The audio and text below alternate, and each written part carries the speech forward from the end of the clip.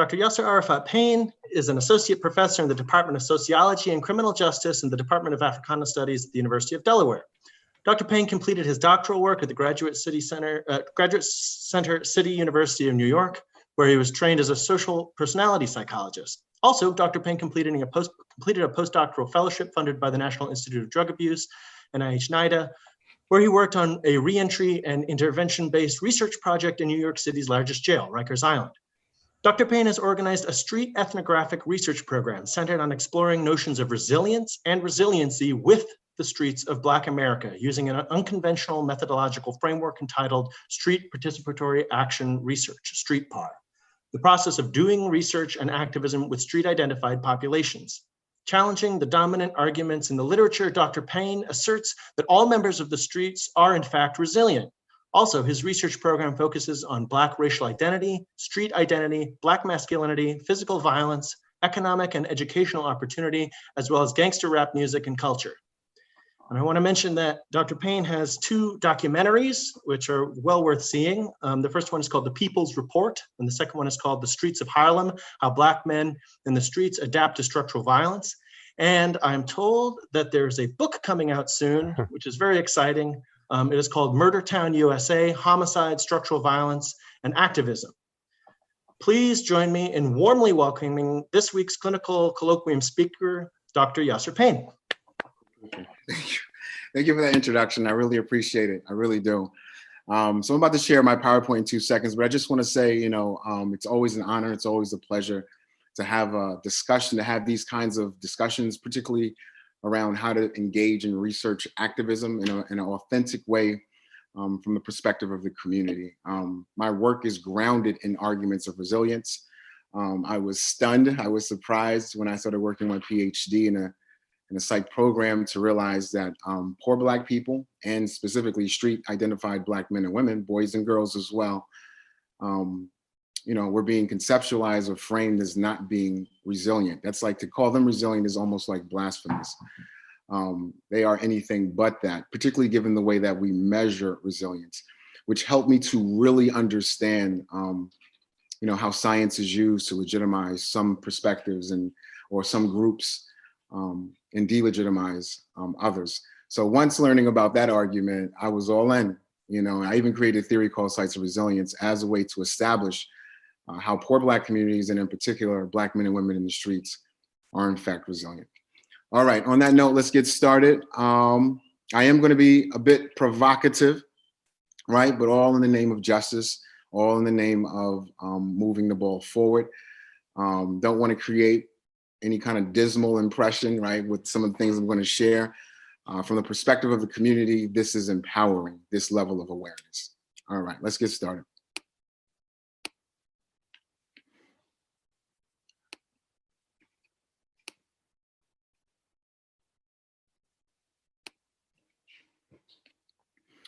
All right, these screens here. All right, let's get started, y'all. Street Participatory Action Research, doing research and activism with the streets of Black America.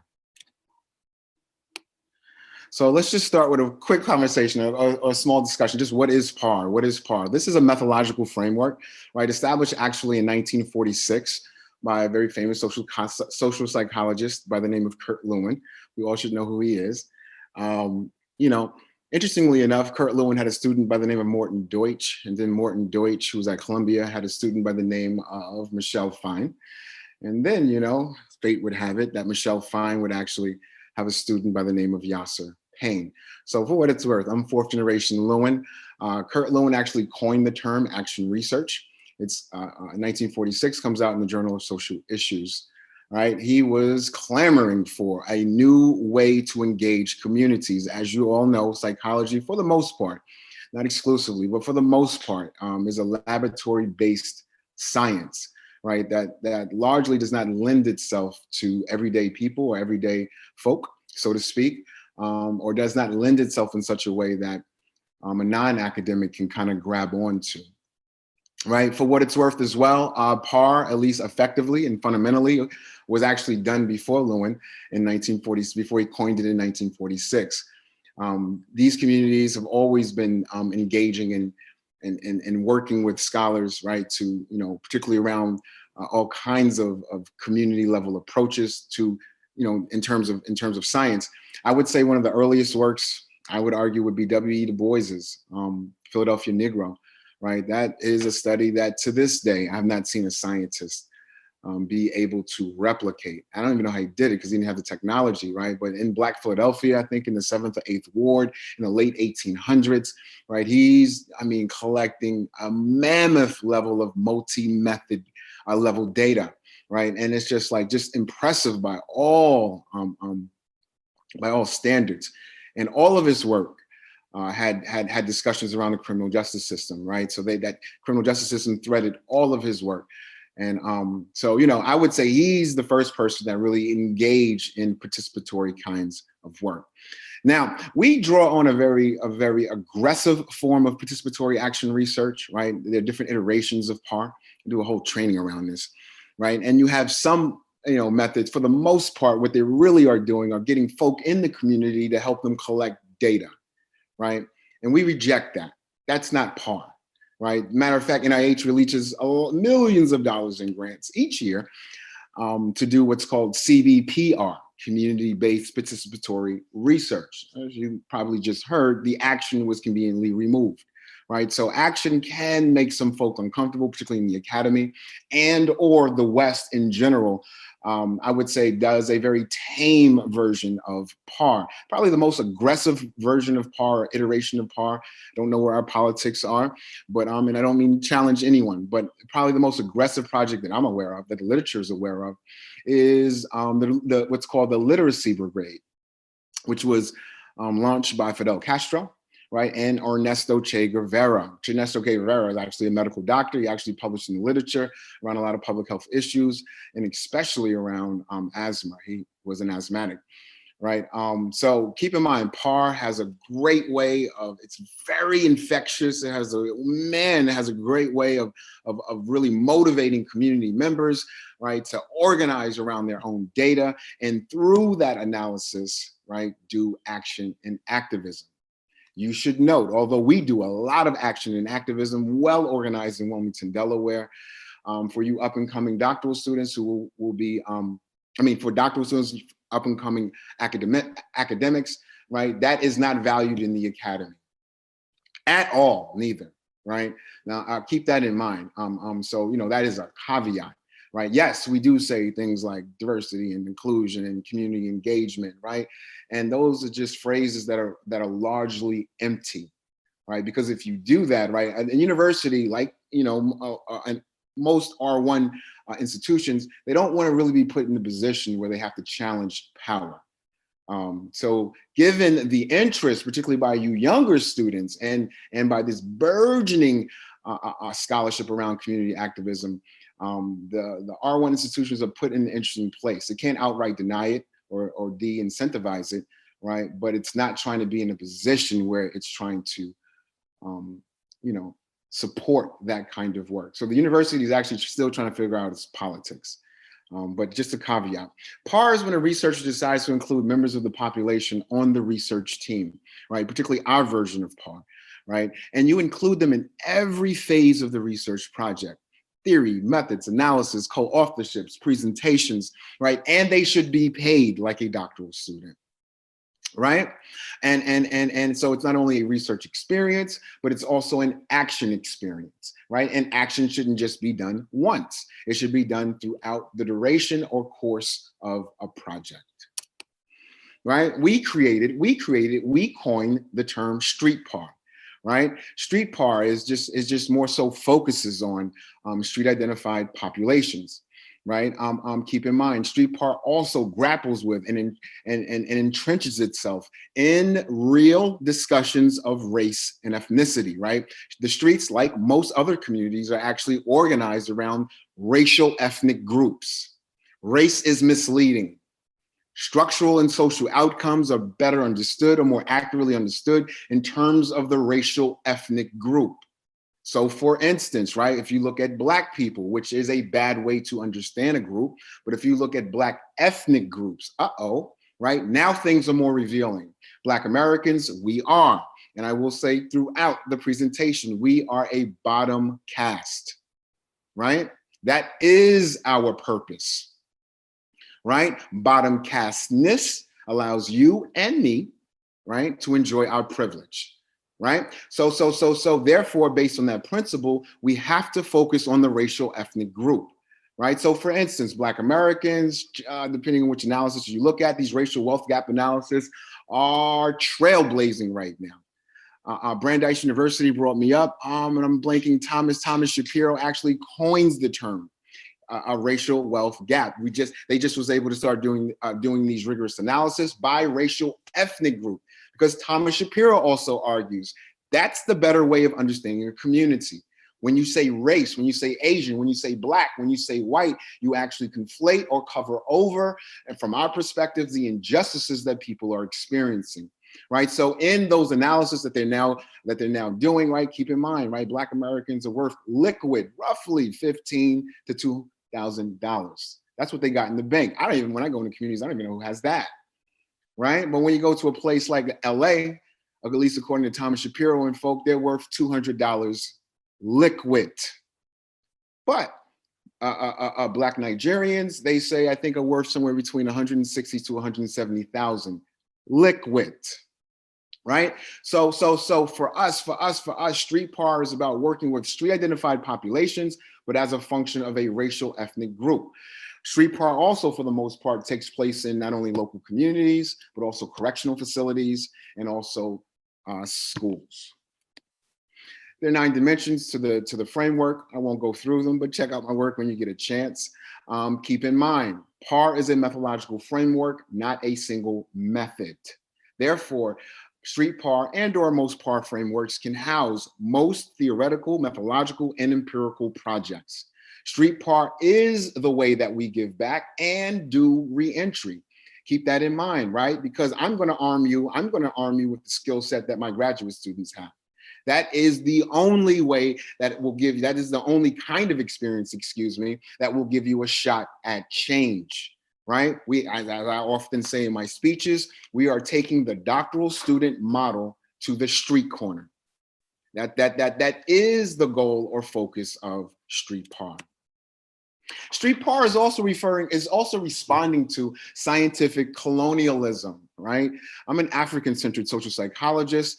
I use sociological methods, though, to grapple with my questions in the community, because I can't bring the lab to a street corner, right? But we can do quasi-experimental designs and things like that, right? But street PAR, one of the assumptions of this argument is responding to the colonialism, right? Particularly if you read the work of Derek Bell, Wade Nobles, who is also an African-centered social psychologist, right? What they're arguing is this: the bottom caste or marginalized groups, right? Their information or data must be controlled by the dominant group. The top scholars on Black communities or Latino communities or Native communities, right? The top mainstream scholars, let me underscore that, are not Black, Latino, and Native people. Derek Bell in critical race theory and Faces at the Bottom of the Well more specifically says the establishment, the academy would have none of that. Right? If you want to effectively colonize the people and keep them as a bottom caste, you can't have them dominating their discourse, right? So let's take it out of the US. The top African historians, right? That's a continent, by the way, right? But the top African historians are, at least in terms of the academy, right, are not African people. They are European scholars by and large. Right, so that's so scientific colonialism is making the argument that our data is being colonized. For what it's worth, poor Black data in and of itself is a multi-billion-dollar market, and I mean literally, for the academy. Right, so we will mine and we will exploit this exotic data for our careers and that New York Times bestseller. And I'm also part of this hypocrisy. Right, at this point, as many scholars have written, definitely my good friend Randall Contreras in his breakout book, Stick Up Kids. Check that book out. It's about Dominicans in New York City.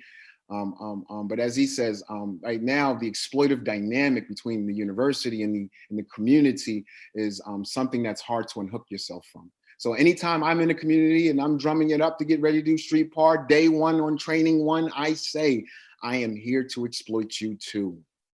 right? I'm gonna do the most healthiest version of it, but at this point, I'm not even sure how to turn it off, right? You can ask all my guys and women that, and I say that pretty routinely. But according to Nobles, he argues that the data are exported from the Black community by a foreign community and processed into manufactured goods. The knowledge is also on Black populations, which generally framed and controlled by non-Black scholars and scholarship. There is an assumption of unlimited rights of access to Black America's data, and research on Black populations is a profitable enterprise. At this point, 10 years later with my program, my guys are now asking, right, they want me to push harder now. Given that this dynamic is true, we need to identify allies in terms of academics, right? And to work, meaning white allies, excuse me, to work with them on research projects, PAR projects inside white communities on concepts or topics, right, that are connected to Black communities, right? So that's something we're thinking about now. We have about 3 or 4 projects that's under our belt. We got to get those done. But in any event, right, that I'm like, wow, okay, you know, I'm not going to hold my breath. They're probably not going to let us in, but there's no reason why we shouldn't try. This is the project I'm drawing from today, my very first project in Wilmington. We started recruiting in 2009, right? And we got on the ground in 2010. This project was actually funded by Barack Obama and Joe Biden. We are well connected with all the politicians in Delaware. Once again, street PAR is infectious. We're well connected from the governor's office down to city council, well connected from the prisons down to the street corner. I get hundreds of letters from these prisons, right? Because we're also in the media a lot as well. National, regional, and local media, right? We are not a research team, we are a family. I will never leave them, right? Again, that's a caveat. You will be encouraged to leave your community. Lots of ethnographers write about this, right? 15 men, 15 people, 12 men, 3 women. We also work with 8 institutional partners, 5 nonprofits, and 3 universities. This is a basic demographic profile of the team. 10 Sunni Muslims, all Black American, big beards and bald heads, right, that's very Sunni Muslim, right, are strewn throughout this Mid-Atlantic region. Philadelphia, Chester, PA, Wilmington, right? Wilmington, when the media comes to town, they always, you know, make sure, particularly if they're doing something around crime and violence, national media, when they come to town, they always make sure to reach out. And we've had a great relationship with the media as well over the years. You know, they've been very, very kind to our argument. We're also written about in this argument as well. But Murder Town USA, which is the name of my book, you know, I co-opted that title from this article, right? And she's making an argument on behalf of the streets of Wilmington, right? Extreme white wealth sits next door to extreme Black poverty. This is a small city, 70,000, right? I have not been to any city, and I've been to a number where I've met more people one day that have been, and then the next day, right, they've been shot and killed. Keep in mind, their homicide per capita rate in Wilmington is 44 homicides per 100,000. Homicides have dropped considerably throughout the country, right? But they've increased steadily since the 1990s in small and medium-sized cities, right? Give you some perspective. Place like New York City, where I'm from, 6 homicides per 100,000. Place like Chicago, which actually has a 20-year low. What you're seeing in the media is there's something else going on there, right? They're at about 20 or so homicides per 100,000. Wilmington has had a higher homicide per capita rate for the last 20 years at least, in comparison to a place like Chicago. The violence has moved to Camden, places like East St. Louis, right? These places like Chester, PA. I mean, that's where the violence is kind of running out of control. This study right here focuses on 2 neighborhoods, the yellow portion, East Side and South Bridge, right? Some perspective, keep in mind, we're talking about extreme poverty. And as we often say in our speeches, nobody's losing any sleep, right? South Bridge, which is referred to as South Wilmington by the census, but it's referred to as South Bridge in the city, right? 40% make less than $15,000. You should know the poverty index, the poverty line, right? It's just been adjusted. It's around 26,000 now for a family of 4, right?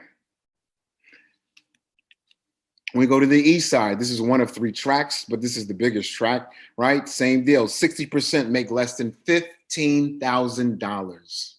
Once again, nobody's losing any sleep. We go to happy hour, we celebrate those birthday parties. We have no problem with doing Thanksgiving or Christmas while people are suffering, right? And the median income is just a little over $11,000. Just think about that for a second, right? What it means to live in these communities and how indifferent we all have become, right? Because this has always happened. This ain't new. This is the American story. Research methods training are very rigorous, right? We don't water it down because I got to get them a real job or get them into college. So I have grad students, undergrad students, and the street par associates all in a rigorous research methods training, right? It's actually 3 months. The training is for 2 months, but we review in the 3rd month, right? And then we get on the ground in the 4th month, right? 3 to 4 times per week, 3 to 5 hours per workshop. First half or the first 9 workshops focus on theory, developing it, teaching them theory, and co-constructing theory. Let's look at our theory. Street life. Street life for us is a site of resilience, right? And we don't compromise that argument.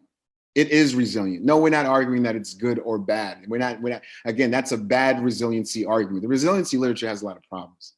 And there is a lot of pushback in the resiliency literature for what it's worth. If you check that article that comes out in the Journal of Black Psychology, it will give you a nice review of the literature around resiliency and how it's been used to marginalize Black communities, right? By essentially arguing that they're not resilient. To be resilient in terms of our standards, you have to go to college and graduate, you have to be married, you have to, these are different ways that they're doing. You have to be employed, right? And these communities are bottom caste. How could they achieve any of that? Right? So it makes it convenient by those standards to label them non-resilient, which we think is unethical. It is painfully unethical. How dare we do something like that? For them, right, we draw on phenomenological language, their presumptions, their perspectives, their assumptions, excuse me.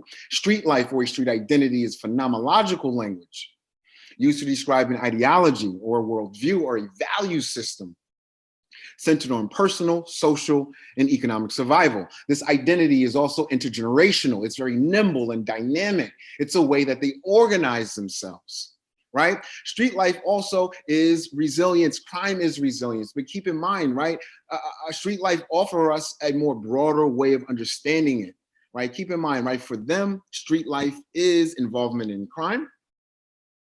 But it's also, right, but most of the experience, this is Victor Rios says in his book, Punished, has little to do with crime.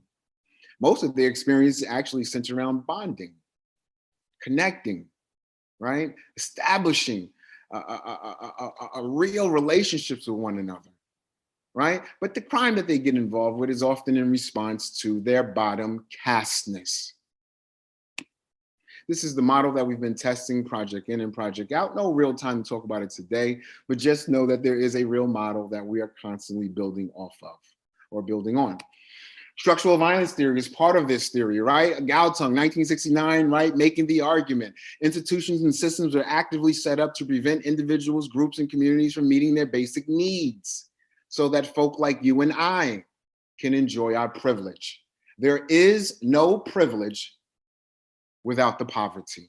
And I mean that literally.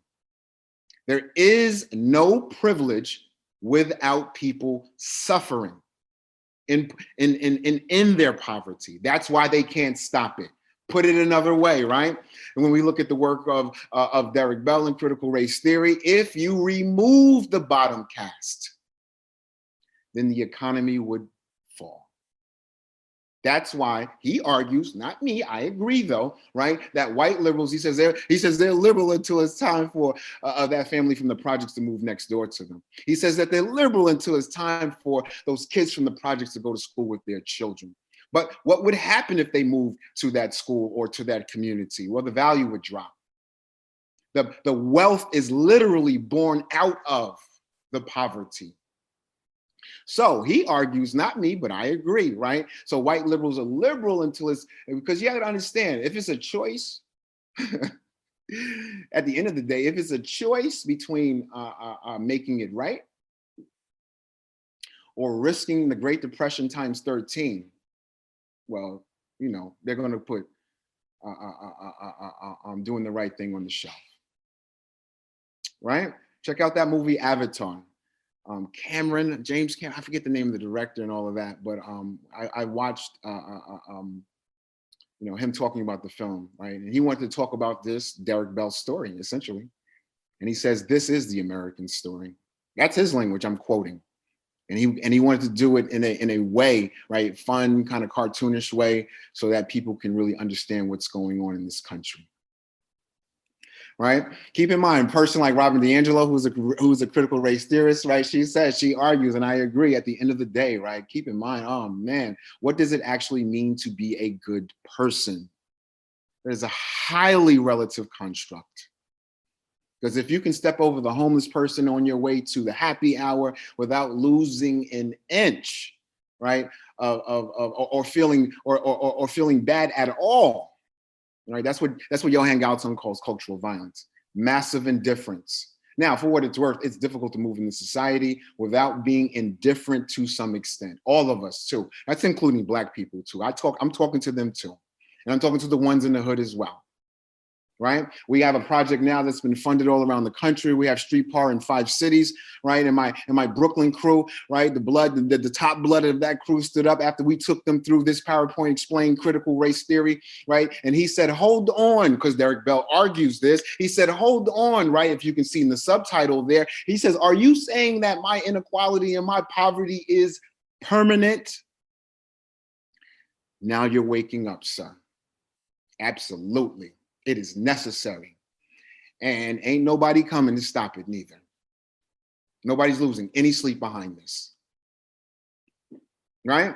Methods is the second half of training. We teach it and we co-construct it. I'm going to take you into the methods in a second. These are the questions I'm dealing with today. To what extent is economic well-being predictive of experiences with violence? Also, to what extent is that relationship mediated by psychological and social well-being? Right? So we do quota sampling. I teach them quota sampling. They had to come up with the quotas themselves, right? We had 520 samples, 20 participants, you know, across these 6 groups. I think I was the only one who got 2 of the quotas wrong. They can pick up, right? Most of my grad students don't know how to create a quota sample. It's not that difficult. But what I am saying is, right, this is a new skill in their toolbox. I think I mentioned before, but if I did, let me just quickly say this project is funded by the American Recovery Act by Barack Obama. We got the largest state block grant from that stimulus project. It was also matched dollar for dollar by the University of Delaware Provost's office. And we also got a nice grant from JP Chase Morgan, interestingly enough, right? And given to United Way of Delaware to give to the project. We are surrounded by city and state leadership at all levels. Right? And we do not compromise our argument. And I want you students here to know, as long as you do high quality work, you do not have to compromise your argument. My professor, who's one of the top PAR scholars in the country, Michelle Fine, she taught me that. And everything she said came true when I came to the city of Wilmington. Let's jump into the data. This is the qualitative design. Interviewed about 50 people across 3 interview types. We paid $10 for the interview in cash and $5 for the surveys. That's a horrible incentive. We had to apologize to the city. We didn't have more money than that. I had to pay my guys. I had to really pay them real money, right? In addition to the grad students, everybody else. But we made up for this. I'm going to show you at the end of the project, right? We went to hot sites, warm sites, cool sites. We did the interviews though in a private location. But we actually went to hot sites. That's like going to a place where they sell crack cocaine at, right? And had them fill out 18-page surveys that were constructed by the PAR members, right? And no one got hurt, no one got harmed, none of that. They enjoyed filling out a survey that they thought represented their issues. All right, let's look at some demographic stuff. We found that about 44% of our sample, 44%, had less than a high school diploma. We asked them about their parents, and when we looked at their father's data, when we asked them about their parents' educational status, we found that 60% either didn't know or said their father didn't have a high school diploma, right? Wilmington, Delaware, as Michelle would say to me, a lot of her work focuses on school. She says, it's a great place to do educational work. I said, why, Michelle? because I mean, the educational disparities there are so horrible, right? So it's great for all the wrong reasons. So we laughed and chuckled when she said that to me. But nonetheless, keep in mind, right, 65% Black male dropout rate, at least 75% of all inmates, particularly Black ones in the state of Delaware, have less than a high school diploma. And then a woman wrote me from one of the correctional facilities, and she says that may be true for the state, but for Howard Young Correctional Facility, it's at about 90%. Right? We looked at neighborhood level data, and we found and broke the story. 100% of the Black boys in Southbridge, one of the two neighborhoods this study is conducted out of, were dropping out of school. Another stat principle for you doc students in the room, right? Keep in mind, anytime you see large numbers of any population doing any one thing, that's structural. That's beyond individual choice. It would be impossible for any human population to do one thing. So even if you see 95% of students from some high school going off to Ivy League institutions, that's good structural, right? But that's being facilitated by the school, meaning, and it's real, I'm not gonna say that it's not real, or the students aren't picking up the skills, or the students are very deserving, but it's still structural. That's a structural outcome, right? So when you see large numbers of kids dropping out or committing violence, or you name the indicator, that is structural. Right, so these are the kind of conversations that we have with the governor and or other folk. And when we're in those rooms, right, keep in mind, they would never dare deny, or because they have their own PhDs in the room, right? And they know these principles, right? Keep that in mind, right? So it's not even a hard argument when you get inside these rooms.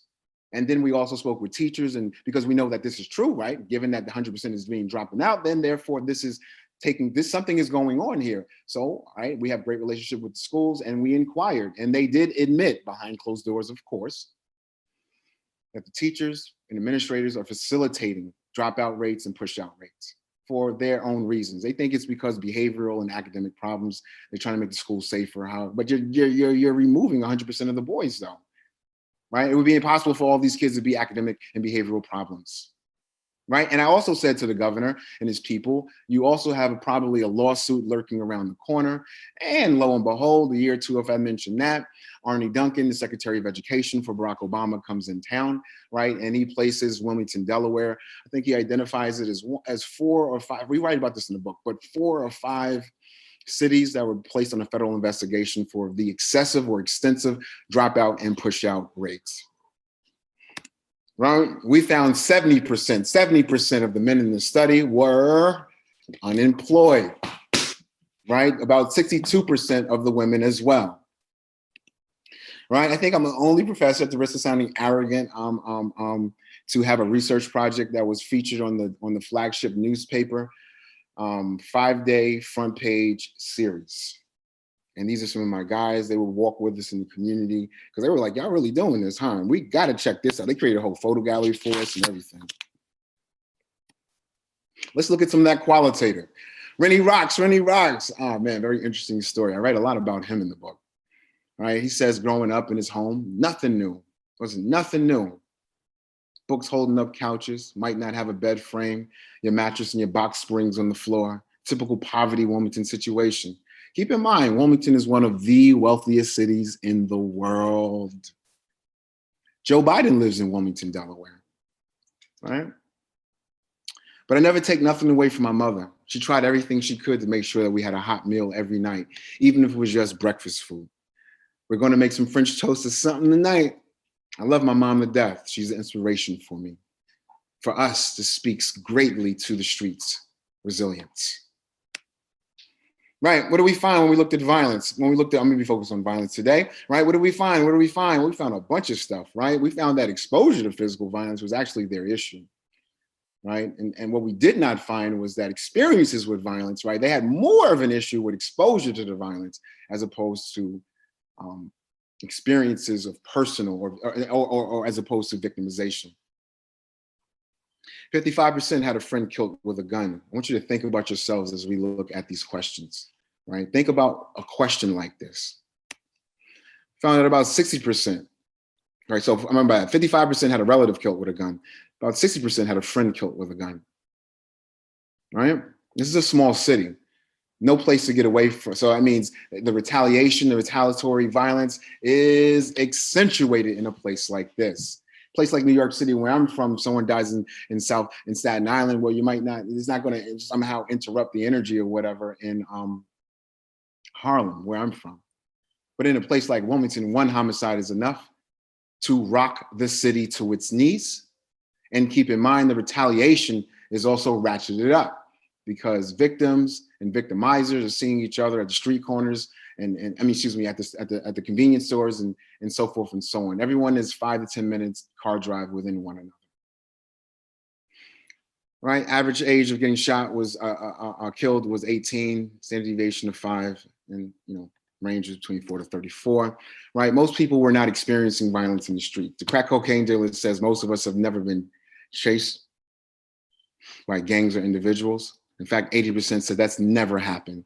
As a literature, right, our data supports the literature, right? Meaning you have a small critical mass of folk that are repeatedly being victimized, right? And that's when we presented this to the chief of police and Christiana Care Hospital System, they said the same thing. They're not seeing a whole bunch of random people coming in. They're actually seeing the same people coming in. Same thing, right? These are the crack cocaine dealers, by the way, so to speak. Everyone's not a crack cocaine dealer, but everyone is in the street. 75% says, I've never been attacked or stabbed with a knife. But 8% said it happened more than 12 times. 80% says, I've never been shot with a gun. I don't know what these scholars of media or hip hop is saying. I don't know what they're saying. God, that's not our experience, right? About 6% though said that repeatedly happened more than 12 times. So we wanted to also look at their psychological and social well-being. Keep in mind, largely based on Brown versus Board decision, right? Brown versus Board decision, 1954. That established the Black self-hatred argument. It is from that argument that we now became mainstream to now coin or frame or conceptualize poor Black communities, and definitely this population, is having low psychological well-being, or low self-esteem, or feeling hopeless and helpless. Again, instances and examples of scientific colonialism. That is not true. Matter of fact, Newsweek came in and looked at our psychological and social well-being data. They said this could not be true. Well, there is no research program in the community, in the nation, that is surveying these men and women at the rate that we are. So that's just what we call a reified argument, right? There's nobody actually testing this stuff. And for its worth, the Black self-hatred argument, right, has been debunked. Most Black folk don't hate themselves, or now we call it internalized racism. And most Black folk in these communities do not have low self-esteem. In fact, if you read the work of Malcolm Gladwell in Outliers, he argues most poor communities, irregardless of race, actually has higher levels of esteem and psychological well-being. Trust me, it's the middle and upper middle class folk like you and me that are seeing the therapist. In our sample, we found 83% of the crack cocaine dealers, so to speak, are actually satisfied with their lives. 85% of the folk that we surveyed said that they are happy these days. 94% said that they feel that they are a useful person to have around. One more time, these are the crack cocaine dealers. 76% said that they feel a responsibility to make my community better. As you might imagine, the resiliency literature rarely says anything like this, right? That's why it's important for them to do the research, because look at what we're doing to these communities, right? And then when Abigail Jones in Newsweek, she called a number of top scholars around the country before they went to publish that piece. She said, "Is this data that Dr. Payne finding is true?" And read the article. That the scholars that she identified agreed. She said, "No, his data is the true reflection of well-being inside the communities." In terms of the well-being that they're struggling with, though, I will say it's more skills-based. So what's now called academic esteem, right, or employment-based esteem. And for obvious reasons, right? They're struggling with those forms of esteem, but do they hate themselves? No. All right, let me finish up. Street love is their language, phenomenological language. Street love is their language to get at collective efficacy, social cohesion, or how they give back at a far greater rate than academicians. Banks says, I know quite a few guys on my side of town that gave back to 4th of July, fireworks, barbecue, DJs down at the park, big barbecues. right? Even if you want to say the drug aspect, they made sure that their hood was okay, right? Or had some, or these guys right in the street, they actually gave back to the community in a good way, even though they were doing what they did, right? A number of these guys are keeping the community afloat while simultaneously, yes, contributing to its trauma. Both of those are going on, and we don't, all right, and we don't minimize each. We don't minimize the violence, and we don't endorse it. Guess what? Never met a crack cocaine dealer that thought selling crack was a good thing. Still looking for that person. I never met someone who's committed homicide, and I've met many of them in my work that actually thought killing someone was a good thing. That's why it's important for them to do the work. Right. So I don't do these high level analysis, but we started moving our stuff to this stuff. Now we're doing a bunch of LCA stuff. So man, it's really taking on, right? But nonetheless, what is this saying? We're ultimately saying that psychological and social well-being mediates the relationship between experiences, between economic well-being and experiences with violence. This is a weak model. Yes, I do know that, right? We didn't go into the study looking to collect data to support this model. We found it after the fact. Now we are testing this model, right? With with robust data and with better measures, right? And we want to make the argument at the end of the day that psychological and social well-being is helping to explain this relationship. And if their economic and social, and if their social and psychological well-being was not as high as it was, more than likely you would have a city that was out of control. All right, let me get to it. We do action. I'm finishing up with some pictures. We do a lot of action, right? Because we got to take it seriously, right? So we took the governor's office gave me a call. Hey, Yasser, can you take us to the community so we can meet, particularly poor Black communities where the violence is? My guys take them to where the bodies are, right? Quote unquote. Late at night, we had a barbershop tour. We told them, do not bring the media, neither. We are not to be exploited in that way. They agreed. Right. And we want you to be careful with how much security you bring out. You don't need it anyway. Ain't nobody going to touch you. Stop it. Right. And they obliged to that as well. For what it's worth, we do have a lot of relative power in the state of Delaware. And I'm not exaggerating. We know everyone personally. Right. And state assembly, governor's office, et cetera, et cetera, et cetera. A number of these candidates also come for our endorsements as well. We can swing any vote in the state of Delaware. We use the arts to do a lot of action as well. Right, this is 2 flyers for the same event, right? But it's a great, and this event, this art show, which was took place in one of the biggest mainstream art center in Delaware. Right, we got the main gallery for 6 months, 276 pieces of art, 50 local artists, street artists, right? And as you might imagine, the trained artists, I didn't even know this was a thing. I guess it's like this in all different industries. Right? They didn't like us stepping on their toes or their opportunities. So we got a lot of pushback from trained artists, even though to date, this show is the biggest show that DCCA or Delaware Center for Contemporary Arts has ever had. People still talk about this, right? 1,000 people showed up. The place only fits 500. This is one of my undergraduate students who are now working on his master's. He's also performing artist, and he headlined one of the 2 nights of the opening weekend. There was only one fight that took place in this because the police, everybody was like, oh, nervous. There's all kind of articles coming out, right? And this is a very multiracial event. We like doing that, bringing everybody, right?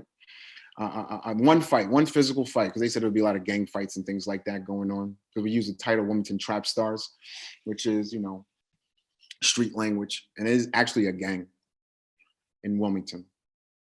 Right? And that fight was between 2 white men who were drunk. And of course, they did not get arrested.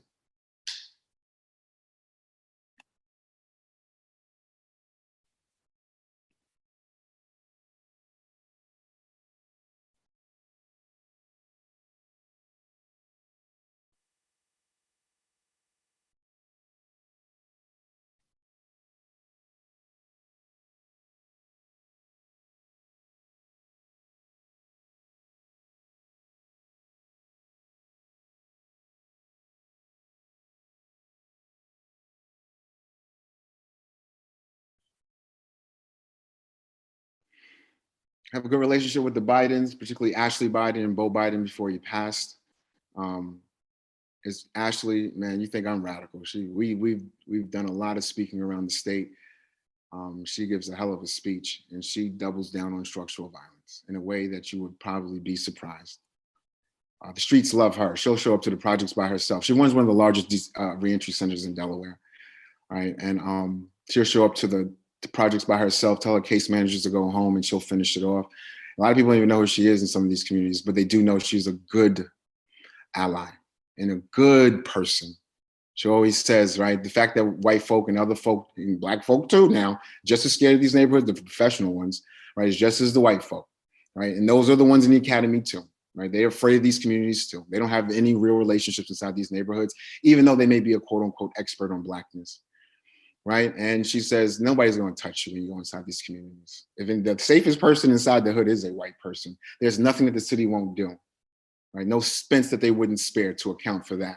To account for that harm or anything like that. Keep in mind, Wilmington has a 14% clearance rate for homicides. They won't solve the other homicides, but if a white person or a professional person like myself is touched, there's nothing they would not do, right? Deron Jameson, who's hosting, because we had a performance. Every night we put out a mixtape, right? And we had them perform, right? And we host, so there was the art show, but then we had a performance part component of the art show. Right, and that's Deron Jameson, who I met through Ashley. That's who introduced me to him. He did about 20 years in prison behind attempted homicide. Right, he's also a performer in this show and on that mixtape. We've done a bunch of art shows and we've put out several mixtapes too. That's how they think about action. I'm just following their lead, that's all. The community will tell you exactly what you need to do. We featured an early version of our documentary, which can be found on thepeoplesreport.com, our website, right? We're also streaming it in our library here at the UD. You know, that's one way you can get at it. You do have to register and get a passcode and all of that, but that's another place you can see it. Thousands of people, I mean, across Delaware alone, kind of came out to check out this film. This is actually an earlier pilot version. About 800 people showed up to UD. Everything is on us for all of our events too. We do not charge. Right? We pay for the food, we pay for it all. Yes, you can leverage your grants in that way. This was movie night, so we had caramel candy and cotton candy and all that in the back. We paid for it for 800 people. Of course, we have a nice little robust discussion on the film. It's our website, check it out when you get a chance. It's also a 173-page report, single space, I might add, that we gave to the city of Wilmington. Keep in mind, the whole plan was, right, we do this study because it's, you know, city of Wilmington is what brings me in, the mayor's office, right? That's where the project is actually anchored in. And with this study, they were able to open up the Achievement Center, which is one of the, you know, it's a range. It doesn't rival Ashley. Ashley actually stepped down when her father ran for president. So she stepped down last year, but between Delaware Center for Justice, where Ashley's at, and the Hope Commission, which is the mayor's nonprofit, they now created the Achievement Center, which is a pretty big building as well. But all of it was based off of the People's Report. It allowed them to apply for the grants to get that building, not Ashley's building. Ashley was already set up and gone. So I don't mean to create that impression. And Ashley, me and her are really cool, right? And she hires my guys, gives them real jobs with benefits, just like the white case managers in her office. And the ACLU and a number, and Christiana Care Hospital, and a number of nonprofits started falling in suit when Ashley did that. So my guys, who are the former shooters, the former multi-million-dollar drug dealers, have real jobs because they have real skills. And we can do this all around the country, right? We can do this. We can change these neighborhoods if we really want to. And I mean academicians. This is the next project. I'm not getting in the data. I just want to let you know that we're moving on. We're 4 projects later at this point. We have a national study right now, right? But I just want to show you that we're building on. That's all. That's all. This study right here, right? This is the data that we collected for that particular study funded by Christiana Care Hospital. We dumped $38,000 through just cash incentives inside the north side and west side now to make up for the money that we did not give Southbridge and East Side. Thousands of people came out to be part of this study, literally. This is our new mixtape, Knowledge is a New Hustle. Of course, we got to do a mixtape release party. We've done a few now. Right, 6 of my PAR members from this 15, we're like 150 deep now between students, institutional partners, street PAR associates, and street PAR affiliates, right? But for this study, 6 PAR members, associates enrolled in college, 4 undergrad, 3, and 1 of those 4 went to grad. 2 came to the project with bachelors, keep that in mind. Met most of these people 6 months to a year out of prison, right? 1 of those 3 actually got their doctorate. Right? And they come to places like the University of Delaware. All of my guys have received high quality employment. Well, by that we mean $15 to $20 an hour, right? You know, and that's not even a lot of money, but you know, University of Delaware Center for Drug and Health Studies in my department, which is a prominent research center, you know, gave all these guys and women the experience to work in a research project and paid them $17 an hour each to show them their love. And a number of other PAR members, academics started hiring my guys for projects as well. Keep in mind, poor Black and brown data, that exotic data, that's the data that's going to get you in the New York Times bestsellers list. So at the end of the day, that's how we bargain. You want that nice, juicy, exotic data? We'll give it to you. We won't, and we'll collect it rigorously and everything. And give you everything that you're looking for. But we pay them the doctoral student rate, and they obliged. And these are the other organizations, institutions, they're far more than this, that started doling out real employment opportunities to our guys. Pat runs a very provocative, he has a very provocative Saturday morning show. I will say that. Woo, he ruffles some feathers. Very popular though. Self-published 3 books since this study. Dubard, one of the most popular guys in the city of Wilmington, you know, him and his guys would bring people through like Jadakiss or Meek Mills. They were street promoters before they started working on our project. He's still very popular. Got his bachelor's while on the project, and then he went off to work for the ACLU with a real job. Literally, I'm negotiating with the executive director. We're crafting out the job description. We're saying, hold on, we're going to pay him this amount. I mean, that's how we do business, right? And he's working in his own office, and I think he's the only Black person that works in the office, I think. And now I hear he's got a better job, a bigger job, and he's moving on. Ashley, she's in Thailand now, taking a sabbatical from Barclay, but she's definitely shook up the state as well. Jonathan met him. When we met him, he was already shot 3 times. He comes from Philadelphia. Philadelphia is nearby Wilmington, right? Came to Wilmington to change his life. While on the project, gets shot for a 4th time, and he's paralyzed now from the waist down. And he then still went on, not only to get his master's, but also his doctorate. And he's also executive director of the Fathership Foundation, in which I am a member of his board. Wolf, oh man, hold on. God, oh, Jesus, oh no, what happened there? Okay, hold on, y'all, hold on, I'm so sorry. I'm almost finished, I promise you. I don't know what happened there. Daryl Chambers, that picture, I was trying to move the picture and I shouldn't have done that. That's what kicked me off. Can you see? No, you can't, no, you can't, no, you can't, hold on. I'm sorry, y'all. I'll be back in 2 seconds. Let me share. There we go. There we go. Daryl Chambers, he's a general. Millionaire by the time he was 17 years old. When he started the PhD in my department, Daryl's son got shot and killed that first month. We write a lot about him in Murder Town, USA. Daryl was also a co-author of my book project. He opened his city to me. Me and him are brothers for life. We'll never leave him.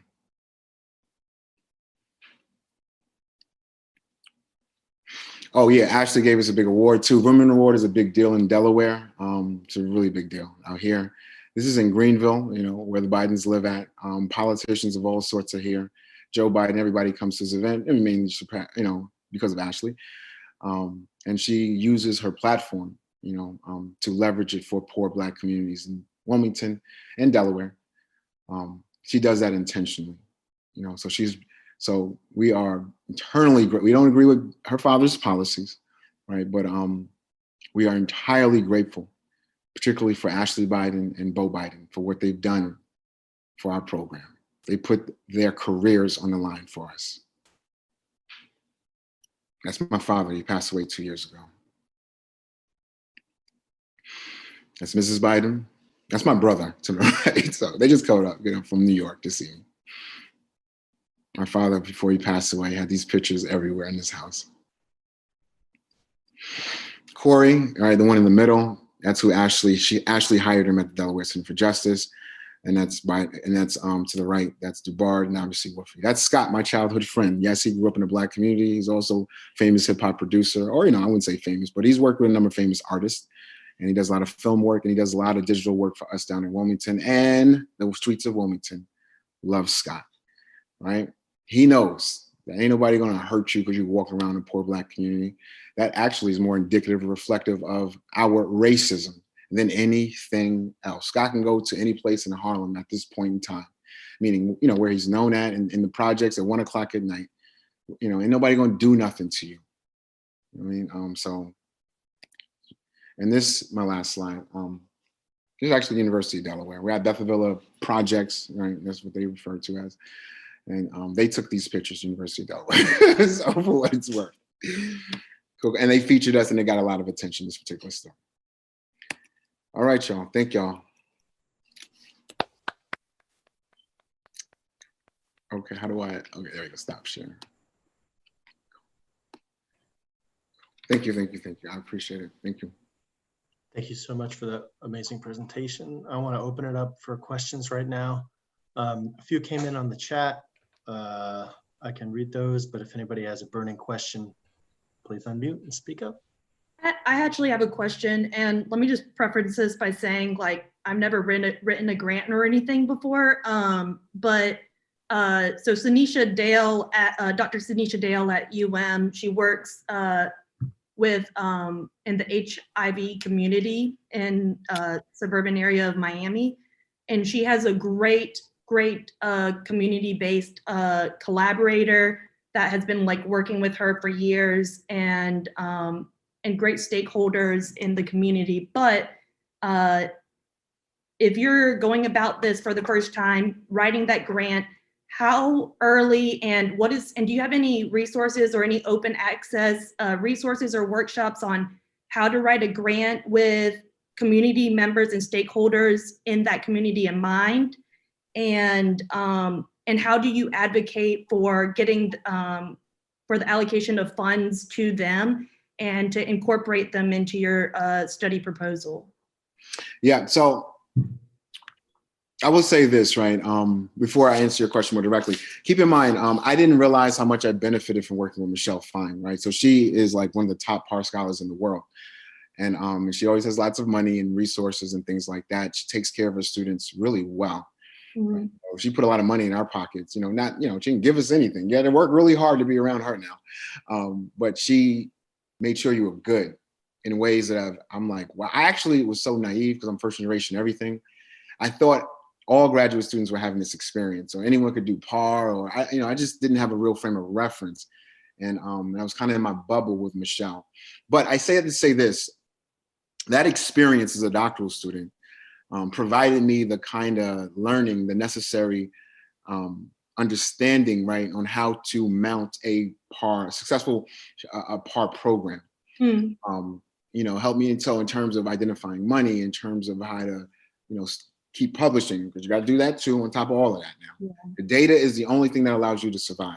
Doing superior data. And we can, we say that in Delaware, we have the best data on poor Black communities, and we can stand on that, right? And that's what's going to get you in the room. But I learned all of those kinds of little things that I took for granted at that time by being part of her shop, right? The last thing she taught me was this, that at the end of the day, we have to stay together. There's so few of us, meaning PAR researchers, and academics are really isolated, even inside departments. We're just really doing our own thing. That's not really incentivized. Maybe writing groups of publishing and things like that, but to really connect, and rely on one another. And you're going to need that, right? To learn what grants are at, to be able to get someone to read your stuff who understands what you're trying to do, right? To advocate for you. To this day, because of this principle, Michelle and I are still close. And I'm at the house with the kids. I didn't even realize, again, I'm first generation everything. I did not even realize how unusual my relationship was with her as a doctoral student. I thought everyone was having this experience. And then I became a professor and I realized, oh, okay. And she always told me I was spoiled. And but she said, it'll take some time for you to see. And it wasn't until I became an academic and oh God. So I learned, but me and her still stay in contact. We still work on stuff together. We still give talks together. And we help each other with money. We help because she has networks that I don't have, right? And she's helped me to figure out how to, right? I do for a par researcher. Let me say that. I get a lot of money for doing grassroots par.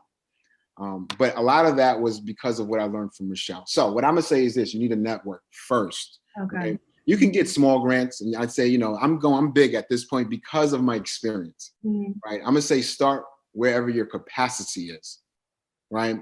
Identify a network too, allies, right? Yeah. Meaning in the academy, in your department, students and faculty, right? And folk in the community, right? You're always going to need some nonprofits that are stationed in the community, right? And I don't use the nonprofits as a way to necessarily build rapport with the community. Because a lot of community professionals don't actually have real rapport with the communities. It's like academics. We say we're community scholars, but we don't really have strong relationships with people on the ground. Yeah. So read a book, Robert Vargas, what's the name of that? Wounded City. It's on two neighborhoods, two Latino gangs, and he really looks at the relationship between political leadership and violence in Chicago. Excellent book, very rigorous too. And it's not par, but it's street ethnography. There's a lot of GIS in there too, though, right? And like, he breaks down how to really understand leadership from the perspective of the community, right? A lot of the nonprofit execs, a lot of the case managers, not all, but a number of them aren't connected or even from these communities. Kind of like teachers, right? Yeah. They're not really from those communities. They're not really invested in them, right? And kind of like police, 70% of the police in Wilmington, they're white, right? Wilmington is predominantly Black city, right? So you have to figure out who you can work with in formal leadership, right? Versus, right, then finding people with high social capital in the neighborhoods who are the effective leaders, right? So figuring out your leadership will help you find out where the resources are, I guess is what I'm trying to say. So what do I use the nonprofits for? They know where all the pots of money are, particularly for city and state government kinds of stuff that a lot of us can actually qualify for. So I apply for academic, traditional grants, but I also apply for their grants too, right? And 50,000 here, 100,000 there, and they'll help you point that out and how to frame your argument to get the money, right? So, but my point is, you're gonna have to really, to do this kind of work, you're gonna have to immerse yourself in the community. Yeah. So basically, before even making a grant and doing a study proposal, integrate those community members in making that study proposal so it makes sure that it's benefiting the community directly, and it's something that people would actually not have a mistrust in.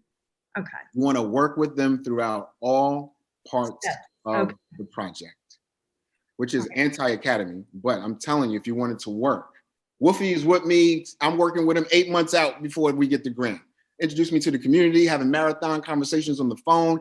Yes, we're busy and have no time to talk to anybody, right? But you got to make your time if you want to do good work. Exactly. Yeah. Right? You got to be able to have the hour or 2 hour conversation that's not necessarily having the tone of a meeting, right? Because you're also being evaluated in those moments too. Yeah. Right? Can you carry a conversation? Do you feel comfortable? Can you walk down the block without shaking too much?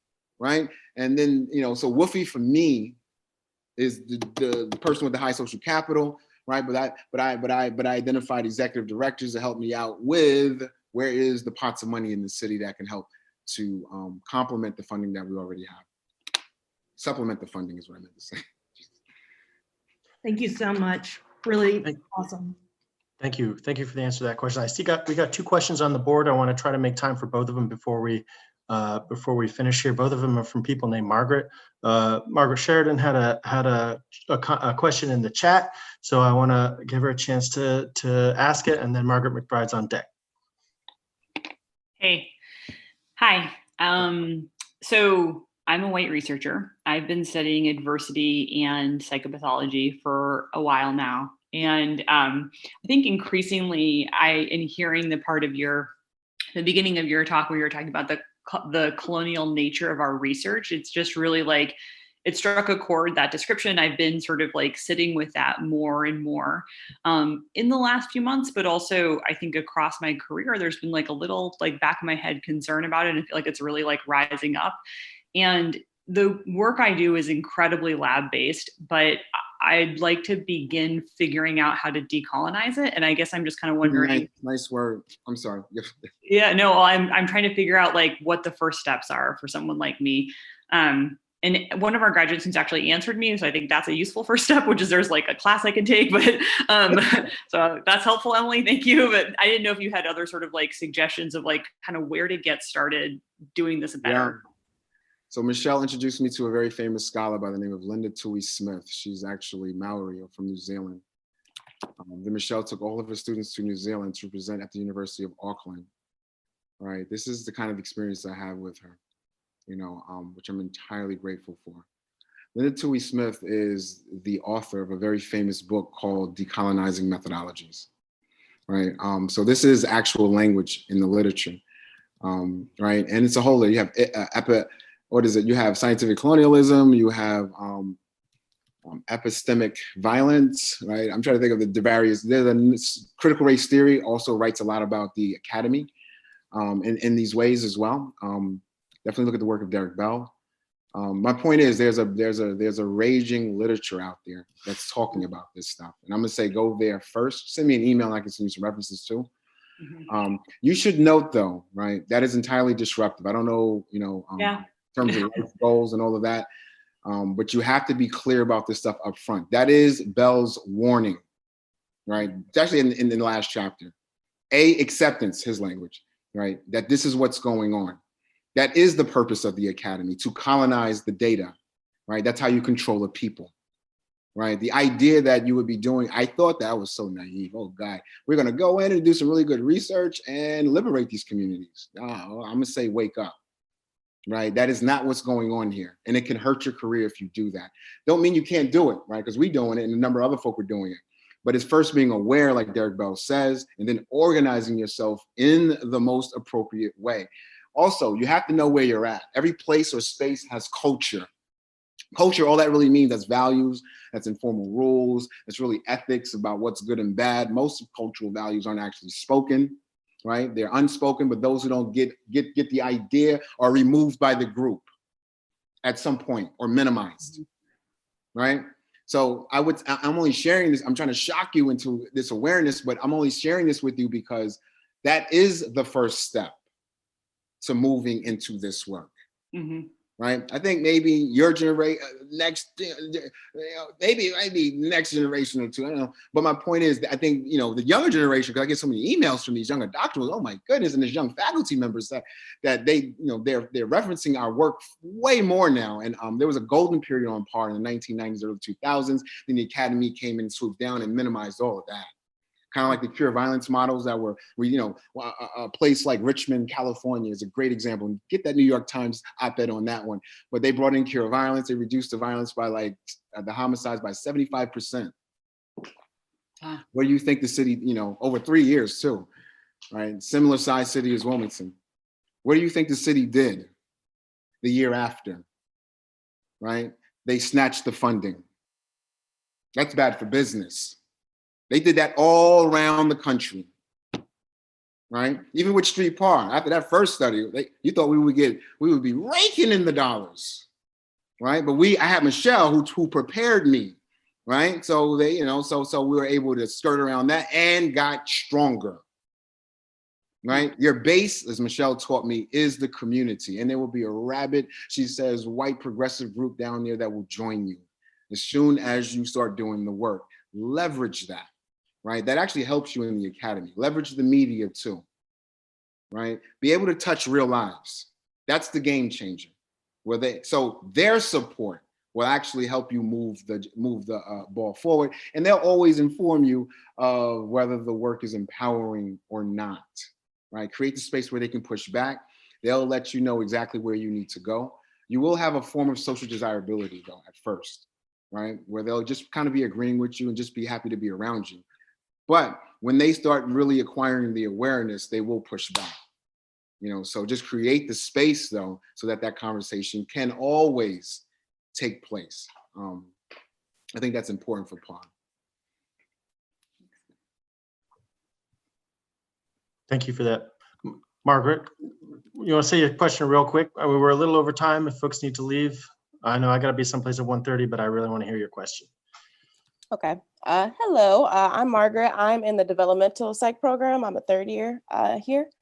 I just wanted to say that I really enjoyed your presentation. It was just what I needed at this point in my academic trajectory. I'm interested in studying how neighborhood experiences impact Black youth and families, specifically with neighborhood violence, probably for my dissertation. I'm interested in hearing more about your perception of the small town versus large town, about how murder shatters the communities.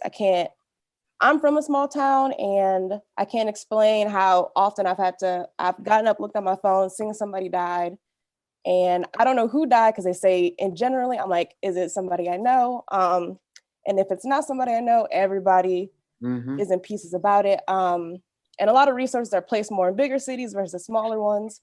So I was interested if it's the smaller networks that make this so shattering, or if there's other factors that you and your family have talked about related to these issues. Yeah, know this too. I think, small towns, right, particularly if you're studying violence and a lot of other issues for that matter, that is where the literature is going to right now, right? So right now is a great time to study a small town. Big cities, for a long time still is really, right, is really where the action is in terms of research. Harlem, Chicago, South Central, those kind of places, Baltimore. And, and we're in big cities now too. So, but we're in Baltimore, New Orleans, Detroit, and Brooklyn, right, with the national study. And, but nonetheless, small town, particularly in terms of homicide and gun violence literature, in addition to other things, it's where things are going now, meaning we don't have a lot of good studies, right?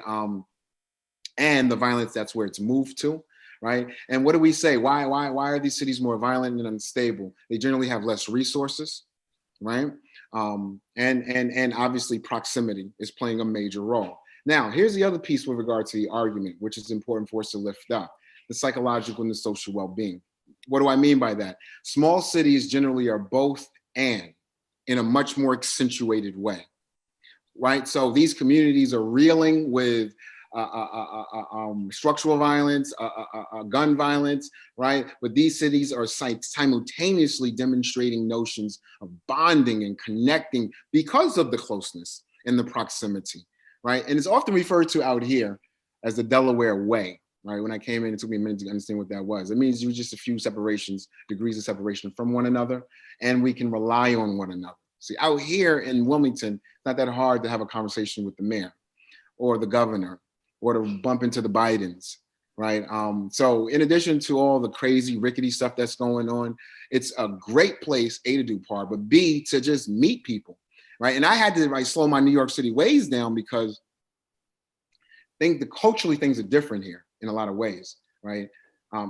If you miss the wrong cup of coffee, right? If you act too uppity or New Yorkish, right? If you're not willing to shake someone's hand and have an hour-long conversation, particularly the wrong person. Given how busy I am, I can't talk to everybody, but I do run it by my guys. Is this a phone call I need to take? Or, is this a cup of coffee I need to have, right? Because that's how business, a lot of times, not always, that's how it's done out here, right? And that's why a lot of folk, particularly even in city and state government, don't like the university, because we're mostly interlopers or coming in from different places.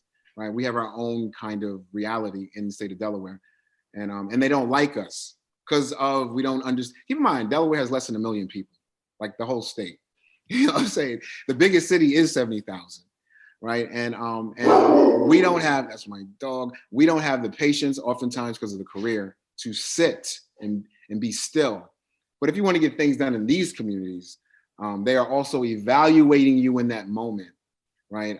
So, for me, small town context has everything to do with the experience that we're having. And I'm saying in your research program, make sure to find interesting ways to honor that, because that is the new wave of scholarship, particularly as it relates to violence, but in addition to a number of other indicators. Thank you. Cool.